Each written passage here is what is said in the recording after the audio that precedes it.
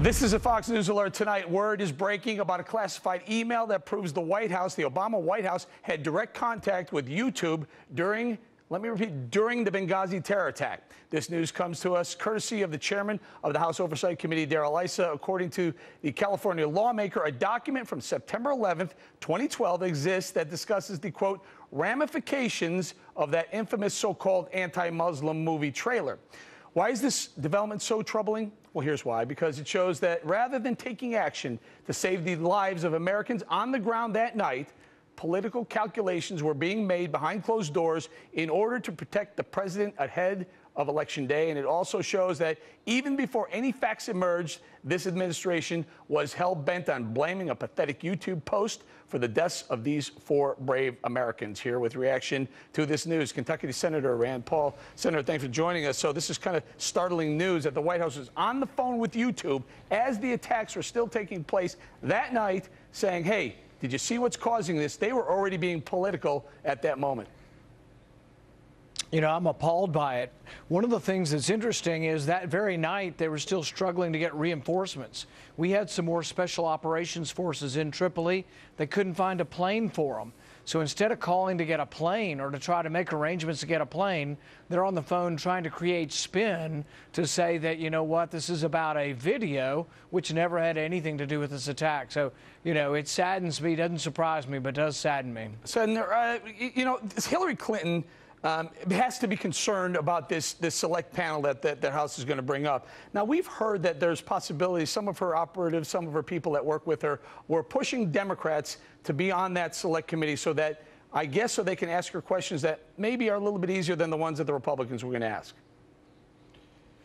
Well, I think it's important that we do have a select committee, and I trust Trey Gowdy to do a good job on this. I think he's a great prosecutor. I think he's honest, and I think he's fair. And I think we will get to the truth of this. And the only way we're going to get to the truth of this is ultimately, I think Secretary Clinton needs to come back and talk about her involvement and why no security was provided. For 6 months, they pleaded for security, and no security was provided. And she really has a lot of questions to answer. So what do you think will happen with the Democrats that are on that select committee? Are they going to ask her the tough questions? Well, I don't know yet, and sometimes you don't know which direction these committees will go. But I think it's a good first step that the Democrats have actually appointed someone. There was talk that they wouldn't even show up, so I hope they will show up, and I hope they will do their job. Do you think maybe they're showing up for that reason, to provide her a little cover? We'll see. I don't know. I think that she obviously wants friends on the committee, and whether or not she influenced the picks, I don't know. But I do think that it is their obligation, and that the people who died, Ambassador Stevens and others, they deserve to get, you know, their families deserve it, the country deserves it, to find the truth. Senator, let's turn our attention to another White House scandal, the scandal that's going on right now at the VA. First of all, can we ask you, is it President Obama's fault? Well, absolutely, the buck stops with him, and I think he's admitting as much. The only problem is it's one thing to say you're responsible. It's another to actually do something about it. There's now evidence that this has been going on for year after year after year. The other thing that I think President Obama's administration needs to explain is that this is the kind of system that the Democrats want for all of us. They've been wanting a single-payer system. Senator Reid has said he's for a single-payer system. That's what the VA system is. And if we're going to have waiting lines and people, you know, not surviving because they're in waiting lines, this is precisely what happens in Canada and in England. Over 1 million people at any one time are on waiting lists. Waiting lists are inherent to government medicine. So they really need to explain not only the problem in the VA system, but is this going to happen to the rest of us when the government takes over medicine in America? And Senator, you're a senator, but you're also a doctor, and you point out waiting lists. Don't waiting lists also imply rationing? Now, that's a word that's being tossed around quite a bit. Do you expect to see rationing if, in fact, Obamacare is kind of like what the VA has, as you point out, it gets to a point where it's almost a quasi-single-payer system? Yeah, rationing is inherent to it. Waiting lists are inherent to government medicine. You see them in both England and Canada. Anytime something is free, people will like to use it, and so many people will show up that the government then has to set strict rules on who can show up. But then the decisions aren't necessarily made by doctors, they're made by government bureaucrats who can show up. So rationing is a side effect of government medicine, and I am concerned that that's going to happen in America as well. All right, Senator, let me call your attention to, we're going to play a little sound today. Some people are pushing back on the president not asking for Eric Shinseki's resignation. In fact, the American Legion and a legion of guys on the left also asking. Take a listen.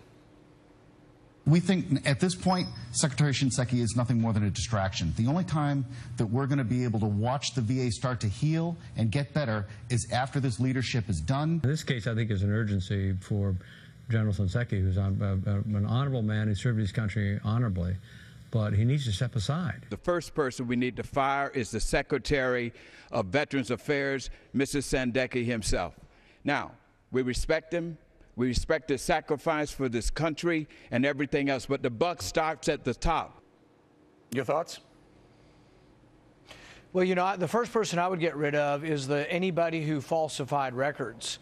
So if there are people who falsified records and made a false waiting list, some of these people, there are rumors, may have gotten bonuses based on saying they're doing a better job than they were with waiting lists. If anybody did falsify records, absolutely, they should be not only fired but prosecuted. Now, somebody has to sort this out, and that's the other question. If this has been going on for years, then obviously the head of the VA would have to go. But he is a veteran and a war hero, and so I tend to give him a little bit of leeway in trying to figure out the problem. But if he is part of the problem, then he should go. But I want the problem fixed. The other thing I've said is every veteran in America that cannot get in, that's on a waiting list, we should be giving them a voucher now. There's no reason they shouldn't see a private doctor or go to a private hospital. We should not have a veteran turned away from a hospital. That could be fixed like this if the president showed leadership. And instead of just having the whole blame thing, why don't we fix the problem?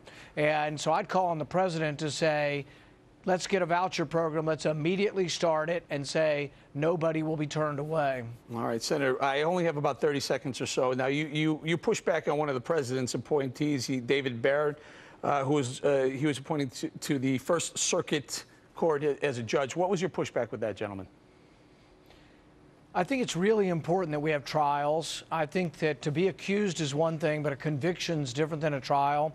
I have no sympathy for American traitors or people who would betray their country, but I think that we should try them for treason. If they don't show up, I'd give them a lawyer still, because I think what it does is it protects what we're all fighting for, and that is the Bill of Rights, the presumption of innocence, the due process, and the right to a trial by jury are so important that even really terrible people still deserve a trial in America. All right, we're gonna leave it right there. You're talking about David Barron to the First Circuit. Senator Rand Paul, thank you very much for joining us today. Thanks for having me. All right, coming up, 50 U.S. senators